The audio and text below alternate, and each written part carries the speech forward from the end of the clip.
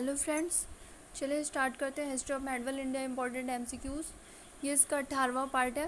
पिछली वीडियो में मैंने आपको लोधी वंश के बारे में बताया था, तो लोधी वंश के साथ ही आपका दिल्ली सल्तनत कंप्लीट हो गया था। लेकिन मैंने बोला था कि दिल्ली सल्तनत के प्रशासन से संबंधित जो भी इंपॉर्टेंट क्वेश्चन है मैं उसको अलग वीडियो में बता दूंगी।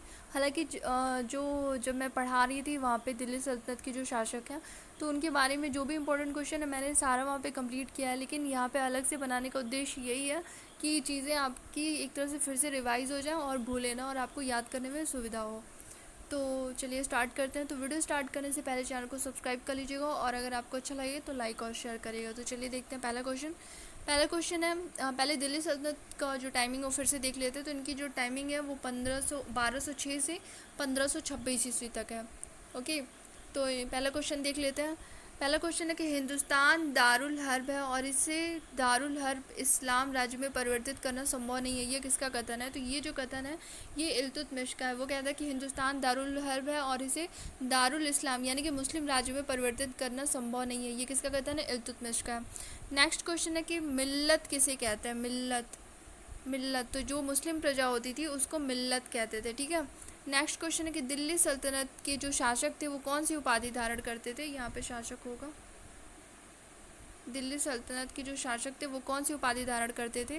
तो जो शासक थे ये सुल्तान की उपाधि धारण करते थे। ध्यान रखना कि दिल्ली सल्तनत के जो शासक हुए उन्होंने सुल्तान की उपाधि धारण की थी।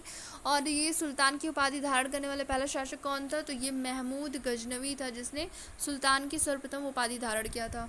ओके, नेक्स्ट क्वेश्चन देखते हैं। नेक्स्ट क्वेश्चन है कि सुल्तान संसार में ईश्वर का प्रतिनिधि या नायब ए खुदाई है, ये किसका कथन है? तो ये जो कथन है ये बलबन का कथन है। ठीक है, ये बहुत इंपॉर्टेंट क्वेश्चन है, हमेशा एग्जाम में पूछता है। नेक्स्ट क्वेश्चन है कि पहला मुस्लिम शासक कौन था जिसने स्वयं को जिल्ले इलाही कहा है? क्या कहा है? जिल्ले इलाही। तो ये जो है ये आपके बलबन है जिन्होंने स्वयं को जिल्ले इलाही कहा था। उसके बाद अलाउद्दीन खिलजी ने भी कहा था। तो अगर मान लो ऑप्शन में दोनों रहता है तो सबसे पहले जिसने बोला उसी को लगाएंगे। तो आपका बलबन पहले है, बाद में अलाउद्दीन खिलजी ने भी स्वयं को जिल्ले इलाही घोषित किया है। तो जिल्ले इलाही का मतलब क्या था? तो जिल्ले के इलाही का मतलब था ईश्वर का प्रतिनिधि। ओके, नेक्स्ट क्वेश्चन है कि उसे चिंता नहीं शरा की, शरा मतलब शरीयत की, और वह नहीं जानता कि क्या सही है क्या गलत, राज्य हित में जो उचित लगता है वह वही करता है, ये कथन किसका है? तो ये आपका कथन जो है वो अलाउद्दीन खिलजी का है।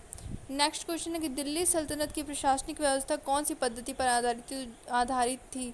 तो जो दिल्ली सल्तनत की जो प्रशासनिक व्यवस्था थी वो अरबी फारसी पद्धति पर आधारित थी, और जो सैन्य संगठन था वो तुर्क मंगोल पद्धति पर आधारित था। किस पर आधारित था? तुर्क मंगोल पद्धति पे।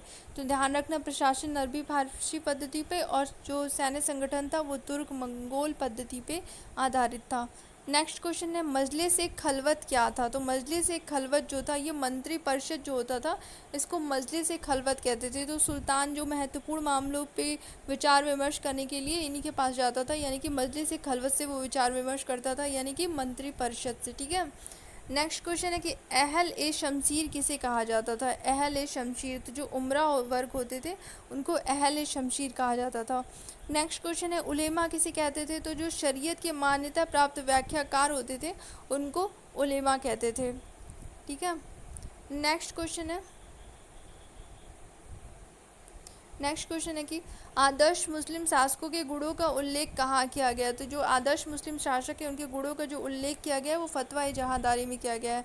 नेक्स्ट क्वेश्चन है कि सुल्तान की सर्वोच्च परामर्शदाती परिषद को क्या कहा जाता है? तो इसे मजलिस ए खास कहा जाता है। क्या कहा जाता है? मजलिस ए खास। जो सुल्तान की सर्वोच्च परामर्शदाती परिषद थी उसको मजलिस ए खास कहा जाता है। ठीक है। तो अगर मान लो क्वेश्चन घुमा के पूछता है कि मजलिस से खास क्या था, तो ये सुल्तान की सर्वोच्च परामर्शदाती परिषद थी। नेक्स्ट क्वेश्चन है कि दीवान वजारत क्या था? तो जो दीवान वजारत था ये राजस्व विभाग था। क्या था? राजस्व विभाग था। और इसके जो पदाधिकारी होते थे वो वजीर ममालिक, जो इसके पदाधिकारी थे वो वजीर ममालिक थे। ठीक है।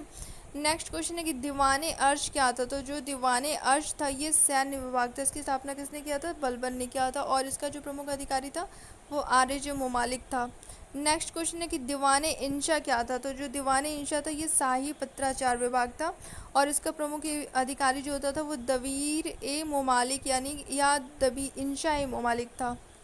ओके, तो फ्रेंड्स मैं इतना ही इसमें रहने दे रही हूँ, और इसके बाद जो क्वेश्चन है वो मैं नेक्स्ट वीडियो में अपलोड कर दूँगी।